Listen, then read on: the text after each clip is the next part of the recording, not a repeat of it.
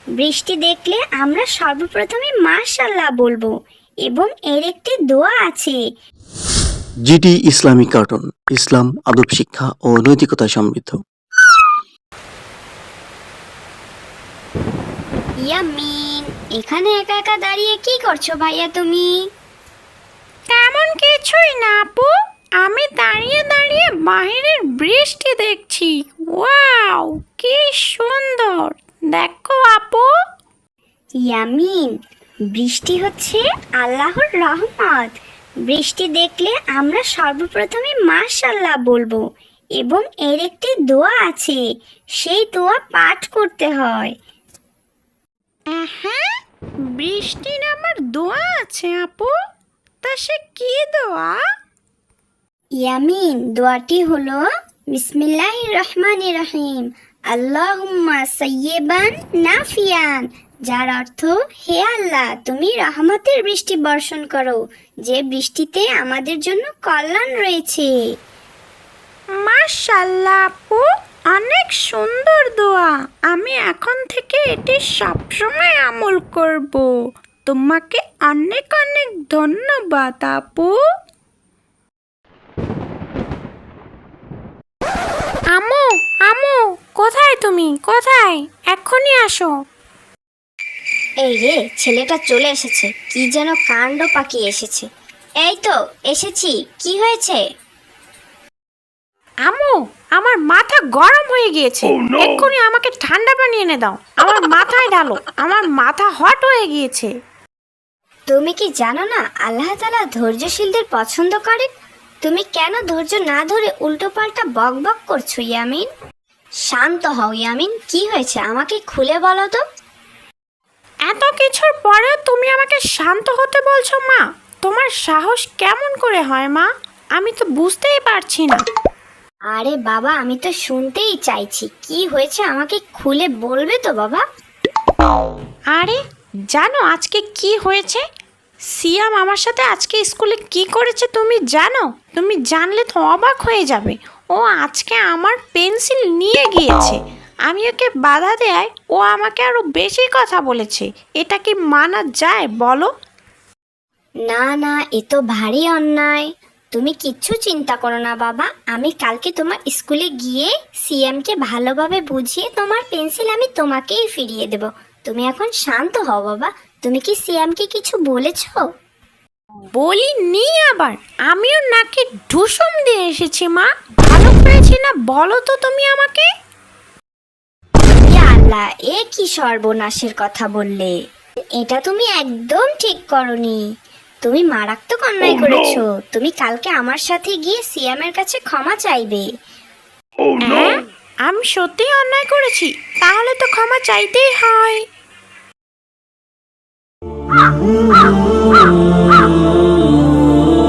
হেই ইয়ামিন, দেখো ওই যে ঝালমুড়ি চাচা ঝালমুড়ি বিক্রি করছে, চলো আমরা ঝালমুড়ি খাই। হ্যাঁ রুকাইয়া, তুমি ঠিকই বলেছো, চলো আমরা দুজনে মিলে আজকে ঝালমুড়ি খাই। আসসালামু আলাইকুম বাচ্চারা, কি খাবে তোমরা? তোমাদের কি কি ঝালমুড়ি দেবো? হ্যাঁ চাচা, আমাদেরকে 10 টাকার 10 টাকার 2টি ঝালমুড়ি দিন। আজকে বেশ মজা করে ঝালমুড়ি খাবো, কি বলো রুকাইয়া? হ্যাঁ হ্যাঁ, ঠিকই বলেছ। তোমাদেরকে আজ মজা করে ঝালমুড়ি আমি মাখিয়ে দেব। আজকে খেলে সারা জীবন মনে থাকবে। ভাইয়া, আপু, আমাকে কিছু খেতে দিবে? আমি আজকে সারা দিন না খাওয়া। আমি খুবই ক্ষুধার্ত, আমার পেটে অনেক ক্ষুধা। আরে না না, তুমি যাও তো, এখন আমাদের খাবারের মধ্যে বাগড়া দিতে এসো না তো। তুমি কি আজকে সত্যি সারাদিন না খাওয়া? তোমার নাম কি বাবু? আমার নাম আবু সাইম। আমার বাবা একজন রিক্সা চালক।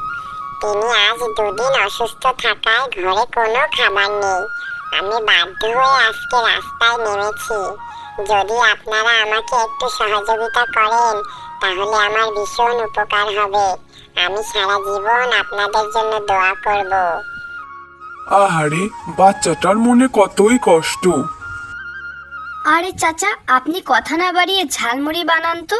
এইসব গরিব ফকিন্নি যে কোথা থেকে আসে, এদের কাজই হচ্ছে এইসব। ছি ছি রুকাইয়া, এভাবে বলতে নেই কাউকে। তুমি তো শুনলেই, তার বাবা একজন রিক্সা চালক।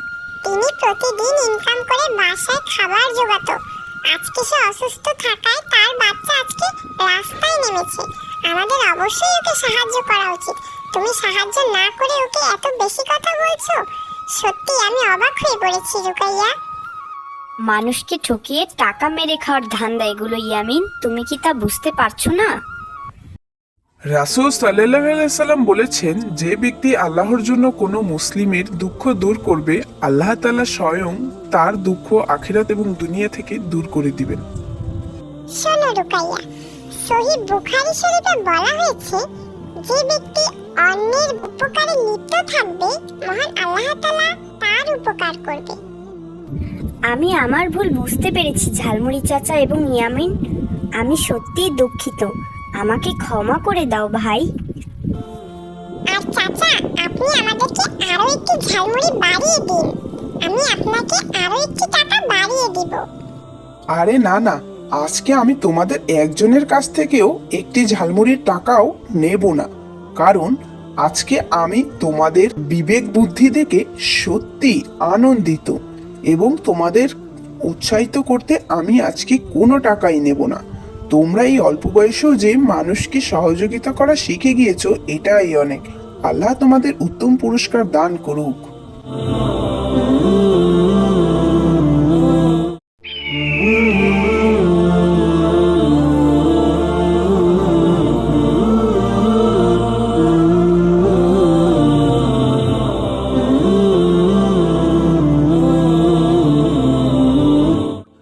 দেখতে দেখতে আমরা প্রায় এই গ্রামেরও শেষ মাথায় চলে এসেছি, আলহামদুলিল্লাহ। তবে আজকের রাতটা মনে হয় এই গ্রামেই আমার পার করতে হবে, কিন্তু আল্লাহ চাইলে আমি কালকেই আমার গন্তব্যস্থানে পৌঁছাতে পারবো ইনশাআল্লাহ। এই শেষ বিকেলেই একটি নিরিবিলি স্থানে উটটিকে বেঁধে রেখে যদি আশ্রয় নিতে পারতাম, তাহলে কাল খুব ভোরেই ঘুম থেকে উঠে আমি রওনা দিতে পারতাম। আচ্ছা, এখানটা তো বেশ নিরিবিলিই রয়েছে। আমি এই গাছের ছায়ায় না হয় আশ্রয় নেই, আর উটটিকে পাশেই না হয় রেখে দেই।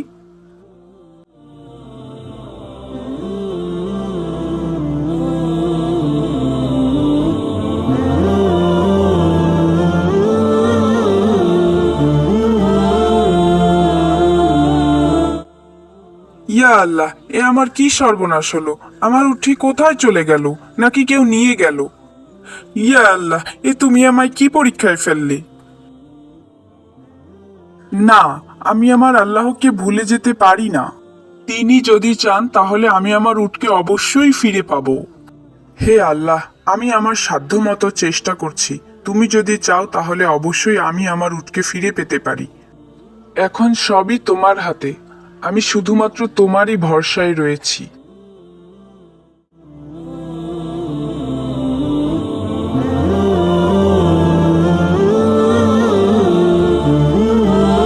হে আল্লাহ, আমি জানি তুমি আমাকে নিরাশ করবে না। তুমি অবশ্যই আমাকে সাহায্য করবে, এবং তা খুব দ্রুতই।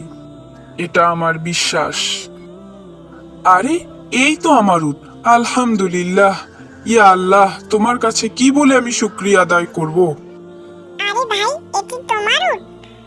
আমি এই উটটি অনেক দূরে ঘুরে বেড়াতে দেখলাম। আমার মনে হলো এটা কারো উট হারিয়ে গিয়েছে, তাই সাথে নিয়ে ঘুরছিলাম। যদি কারো দেখা পাই তো ভালোই হলো। তোমার দেখা আমি পেয়ে গেলাম ভাই, আল্লাহর কাছে অশেষ শুকরিয়া। আল্লাহ তোমাকে এর উত্তম প্রতিদান দিন ভাই। তোমাকে অনেক অনেক শুকরিয়া ভাই। আল্লাহ, তুমি কতই না দয়ালু। তুমি কখনোই কাউকে নিরাশ করো না যদি কেউ তোমার উপর ভরসা করে। যে আল্লাহর উপর ভরসা করে তার জন্য আল্লাহই যথেষ্ট। তুমি আবারও তা প্রমাণ করে দিলে আল্লাহ।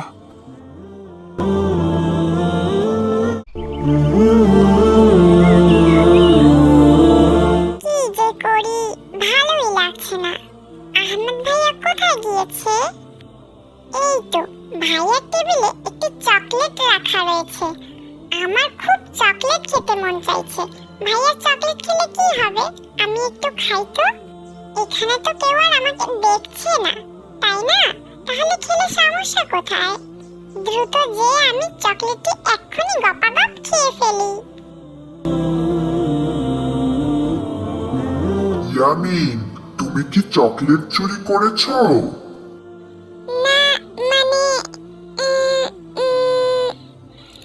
আমি আসলে চুরি করিনি। আমি তো শুধুমাত্র একটু ভাইয়েরটা নিয়েছিলাম। এটা তো আর কেউ দেখেনি, কিন্তু তুমি কিভাবে জানলে? কিন্তু ইয়ামিন, মহান আল্লাহ তাআলা তো সব দেখেন। তিনি অন্ধকার, আলো, রাত, দিন সব সময় আমাদের সাথে থাকেন এবং তিনি সবকিছুই পর্যবেক্ষণ করেন। তা কি তুমি ভুলে গিয়েছো? আমার ভুল হয়ে গিয়েছে বাচ্চা গাছ বন্ধু, তুমি আমাকে ক্ষমা করে দাও। আমি তো ভালো ছেলে হতে চাই। এ কি ইয়ামিন, তুমি এখানে একা একা দাঁড়িয়ে কি করছো? কিছু করছি না, আসলে ভাইয়া হয়েছে কি, আমি না তোমার কাছে না জিজ্ঞাসা করে তোমার টেবিলে রাখা চকলেটটি খেয়ে ফেলেছি। আমি সত্যিই দুঃখিত। আল্লাহ তাআলা আমাকে দেখছিলেন। ইয়ামিন, তুমি যে নিজের ভুল বুঝতে পেরে সত্যিটা বলছো, এটা অনেক বড় একটি সাহসের কাজ। আল্লাহ সৎ মানুষকে ভালোবাসেন। আজ থেকে আমি প্রতিজ্ঞা করলাম যে আমি সব সময় সৎ পথে থাকব, কারণ আমি জানি আল্লাহ তাআলা সবকিছু দেখেন এবং সবকিছুই শোনেন। তিনি সবকিছুই পর্যবেক্ষণ করেন।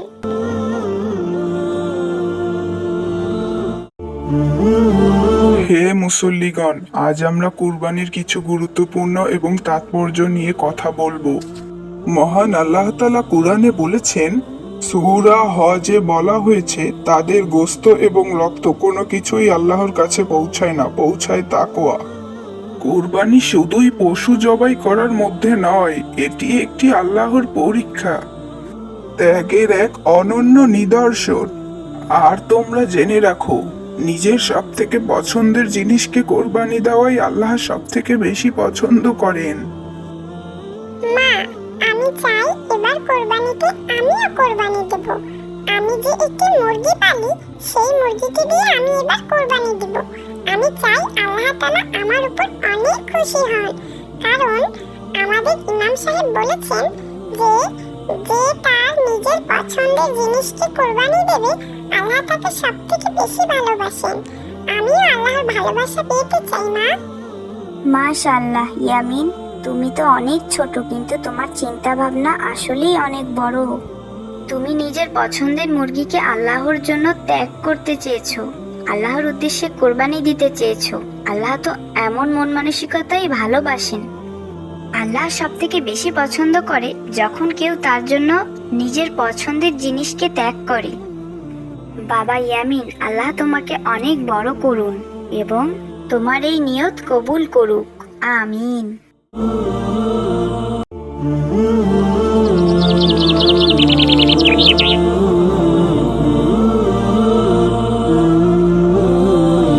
জঙ্গলের পাঠশালায় তোমাদের সবাইকে সালাম জানাই। আসসালামু আলাইকুম। ওয়ালাইকুম আসসালাম বানর পণ্ডিত। আমরা ভালো আছি, আপনি কেমন আছেন?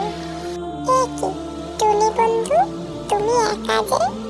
আর বাকি সবাই কোথায়? এখনো তারা আসেনি কেন? আর সিংহ মামা, সে দেখি ঘুমে বিভোর। সে কি অবস্থা?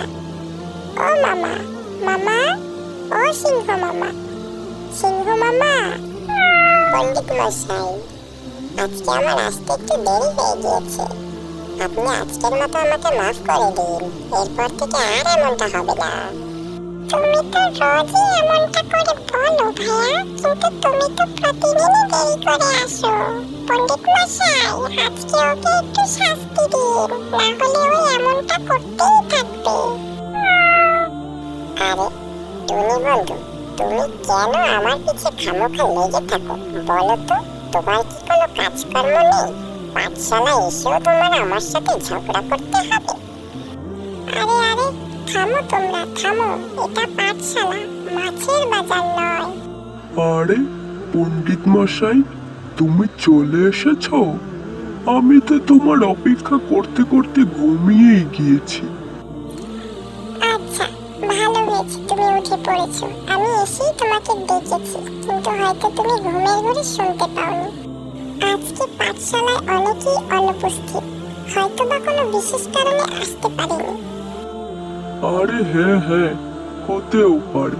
তুমি ঠিকই বলেছ বানর পণ্ডিত। আসলে কি জানো, তোমার পাঠশালায় আসতে আমার খুবই ভালো লাগে। তুমি পাঠশালায় মজার মজার গল্প বলো, সুন্দর সুন্দর ছড়া বলো এবং শিক্ষণীয় শিক্ষণীয় কথাবার্তা কাজকর্ম শেখাও, যা আমাদের জঙ্গলের জন্য খুবই উপকারী। আপনি একদম ঠিক কথা বলেছেন সিংহ মামা। আচ্ছা, তোমরা এখন সবাই চুপ করো, আমরা আমাদের পাঠশালার কথাবার্তা শুরু করতে পারি তাহলে। হ্যাঁ হ্যাঁ পণ্ডিত মশাই, আপনি এখন শুরু করুন, শুরু করুন। আজকে আমরা পরিবেশ নিয়ে কথা বলবো, কিভাবে আমরা পরিবেশকে সুন্দর রাখতে পারি এবং পরিবেশ সুন্দর রাখলে আমরা নিজেরাও সুন্দর থাকবো এবং আমাদের চারিপাশের মানুষগুলো সুন্দর থাকবে এবং ভালো থাকবে। এটা কিভাবে সম্ভব বানর পণ্ডিত? একটু বুঝিয়ে বলো তো আমায়। আমরা সবাই মিলেমিশে একসাথে যদি কাজ করি এবং একসাথে একে অপরকে সহযোগিতা করি, তাহলেই আমাদের পরিবেশ সুন্দর থাকবে এবং আমরা নিজেরাও সুন্দর থাকবো। এখন আসো আমরা কিভাবে এই সুন্দর রাখবো এবং সুন্দর থাকবো তা নিয়ে আলোচনা করি। পরিবেশ বলতে সাধারণত আমাদের চারিপাশকে ঘিরেই বোঝানো হয়ে থাকে। আর এই চারিপাশকে যদি আমরা সবসময় সুন্দর পরিপাটি রাখতে পারি, তাহলে আমরা নিজেরাও সুন্দর এবং পরিপাটি থাকতে পারবো। আমরা যদি কখনো কারোর সাথে ঝামেলা ঝগড়া করি, তাহলে আমাদের পরিবেশ দূষিত হয়ে যায়। এর জন্য কখনোই কারোর সাথে ঝগড়া করা যাবে না, তাহলে পরিবেশ দূষিত হয়ে যাবে। আমার কারণে অন্য একজন কষ্ট পাবে, আমার কারণে অন্য একজনের পরিবেশ নষ্ট হবে এবং আমারও পরিবেশ নষ্ট হবে। সমস্যা হবে, নম্র ভদ্রভাবে সমাধান করা হবে, কিন্তু কোনো গ্যাঞ্জাম ফ্যাসাদ করা যাবে না। তোমাদের আজকে আমি এই একটি শিক্ষাই দিলাম, তোমরা এটি সব সময় মাথায় রাখবে। আমি যেন আর কখনোই দেখি না বা শুনি না যে তোমরা একে অপরের সাথে ঝগড়া করেছো এবং কেউ কারো পিছিয়ে লেগেছো। তোমরা কি বুঝতে পেরেছো টুনি বন্ধু, বিড়াল ভাইয়া এবং সিংহ মামা? হ্যাঁ পণ্ডিত মশাই, আমি বুঝতে পেরেছি, আমি নিজের ভুল বুঝতে পেরেছি, আপনি ঠিকই বলেছেন। আরে বানর পণ্ডিত, তুমি তো আজকে একটি খুবই ভালো শিক্ষা দিলে, যেটি আমাদের জন্য উপকার হবে এবং আমাদের সামনে থাকা ছোট্ট বন্ধুদের জন্য অনেক উপকার হবে। কারণ আমরা কখনোই একে অপরের সাথে ঝগড়া করব না। ঝগড়া করলে পরিবেশ নষ্ট হয়, এটি সব সময় মাথায় রাখবে কিন্তু বন্ধুরা।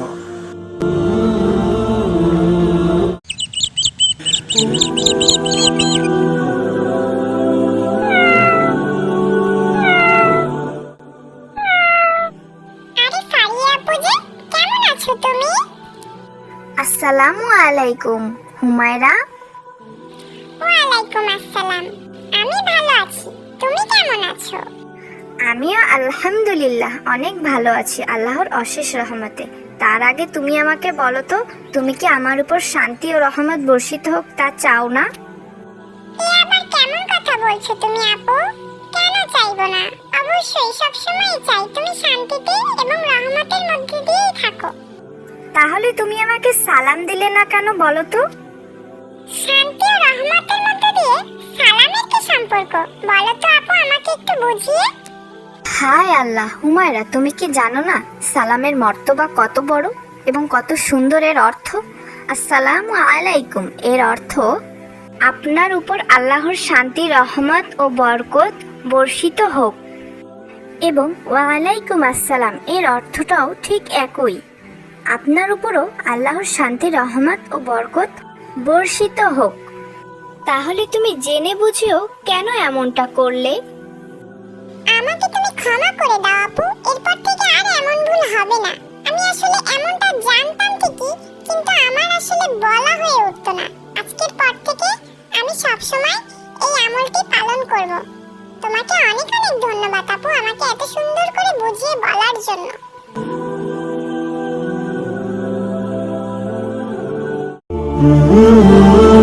আরে আরে কই গেলি রে, কই গেলি রে হতচ্ছাড়া?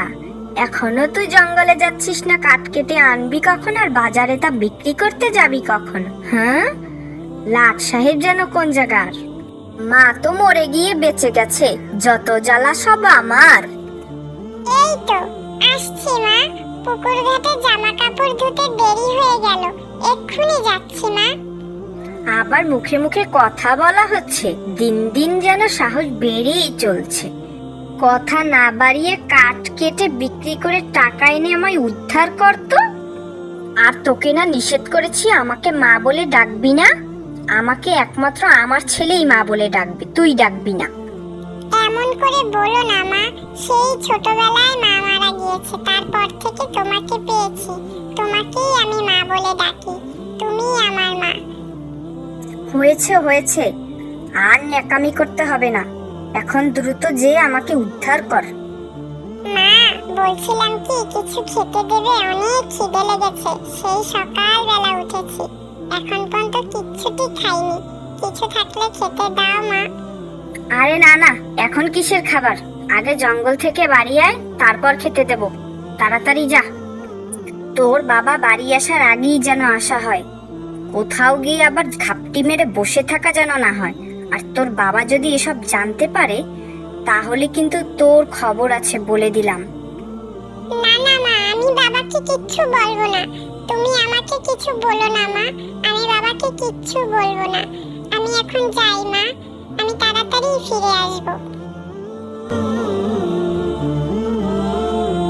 ছোট থাকতেই মাকে হারিয়েছি, তারপর বাবা আমার জন্যই এই মাকে বিয়ে করলো, কিন্তু সে যে আমাকে একটু চোখে দেখতে পারে না।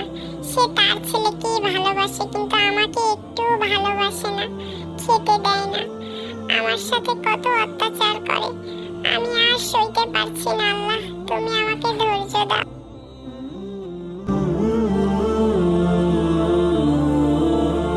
ও ভাই, তুমি কোথায় যাচ্ছ ভাই? একটু এদিকে আসো না। কে যেন ডাকলো মনে হলো না? এই যে ভাই, আমি এদিকে ভাই, একটু আসো না ভাই। আরে তুমি তো একটি গাছ, গাছ হয়ে তুমি কিভাবে কথা বলছো? আমি তোমাকে সব পরে বলছি, তুমি আগে আমায় একটু পানি খাওয়াতে পারো বন্ধু? নিশ্চয়ই, কেন নয়। তুমি একটু অপেক্ষা করো বন্ধু, আমি এক্ষুনি আসছি তোমার জন্য পানি নিয়ে।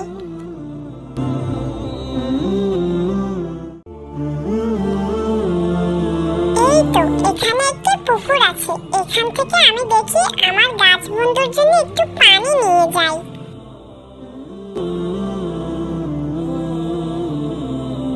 তোমাকে অনেক অনেক ধন্যবাদ। তোমার নাম কি বন্ধু? আমার নাম বিনিয়ামিন। বন্ধু, আজকে আর কোনো কথা নয়, আমার এক্ষুনি যেতে হবে, আমার অনেক দেরি হয়ে গিয়েছে। ও, তুমি সেই বিনিয়ামিন। তোমাকে তো আমি চিনি, তোমার সব কথা আমি জানি। কি বলছো বন্ধু, তুমি আমার সব কথা কিভাবে জানো? প্রকৃতি বন্ধু, প্রকৃতি তোমার সব কষ্টের কথা জানে, আর আমিও তো প্রকৃতিরই একজন। আজকে পানির তৃষ্ণার কারণে তোমার সাথে আমার দেখা এবং কথা হয়ে গেল বন্ধু। তুমি আসলেই অনেক ভালো একজন মানুষ, কিন্তু তোমার সৎমা তোমাকে অনেক অত্যাচার করে, আমি তা জানি বন্ধু। তুমি কিচ্ছু চিন্তা করো না বন্ধু, মহান আল্লাহ তাআলা একদিন সব ঠিক করে দেবেন ইনশাআল্লাহ। তাই যেন হয় বন্ধু, তুমি আমার জন্য দোয়া করো। আমি আজ আসি, আবার দেখা হবে।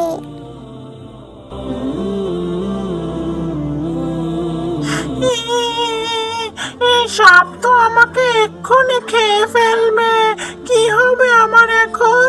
কে বাঁচাবে আমাকে?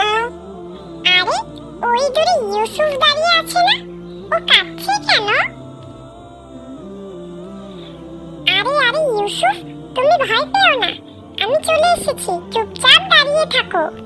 আউযু বিল্লাহি মিনাশ শাইতানির রাজিম, বিসমিল্লাহির রহমানির রহিম।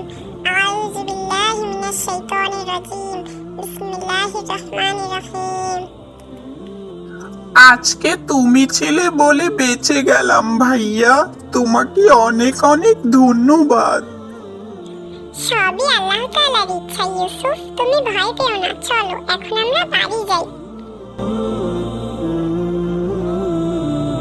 এতক্ষণে তোর আসার সময় হইল ইয়ামিন?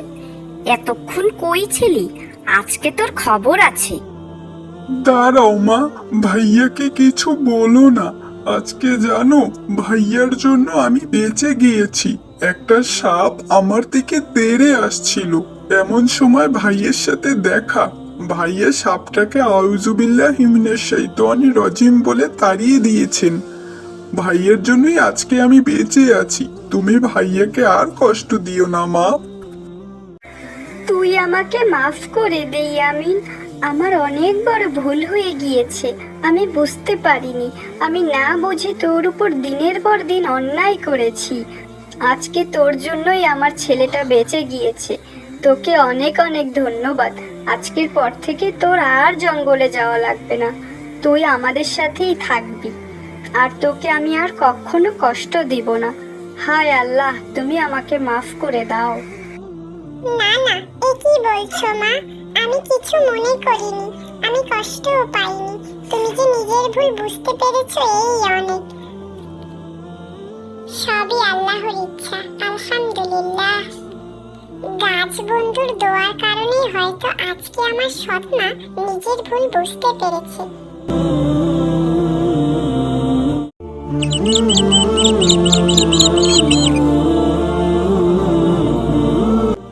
আজ 3 দিন হয়ে যাচ্ছে ঘরে কোনো খাবার নেই।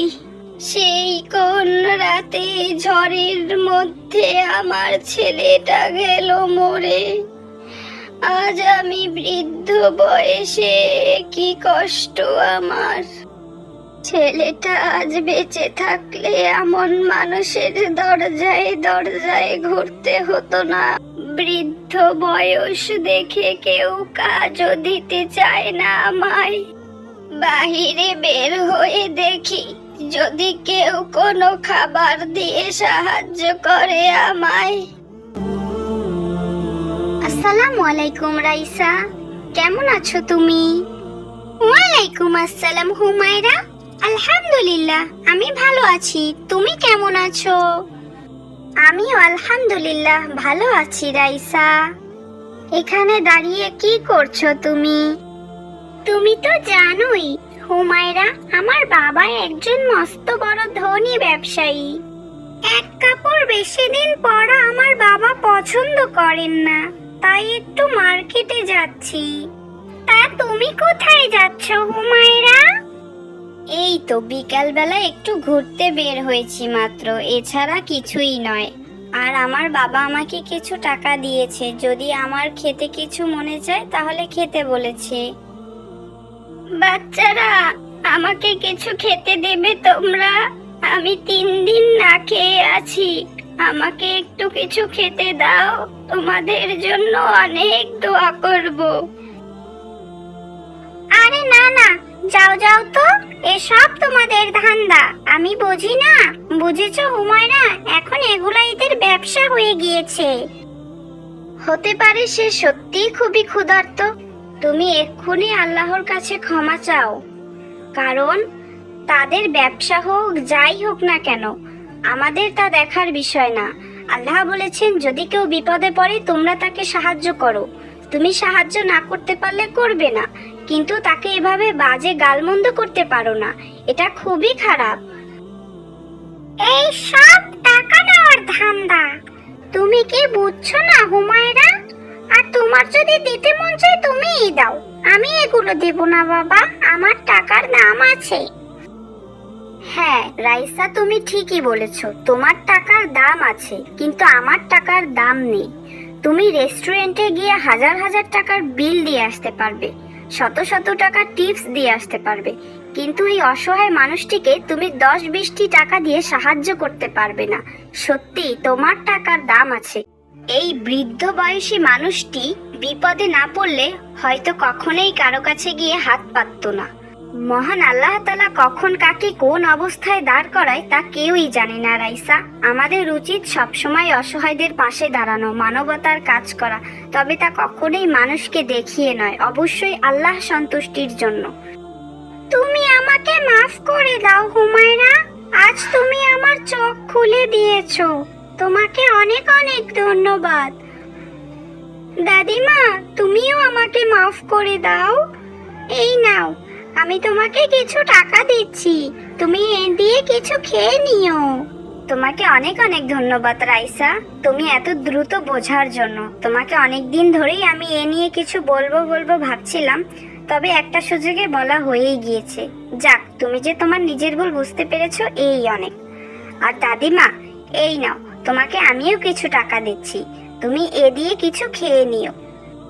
আর আমাদের জন্য অবশ্যই দোয়া করবে। অবশ্যই দোয়া করব বাবা, অবশ্যই দোয়া করব। তোমাদের এই ঋণ আমি কখনোই শোধ করতে পারবো না। আল্লাহ তোমাদের ভালো করুন, আল্লাহ তোমাদের ভালো করুন।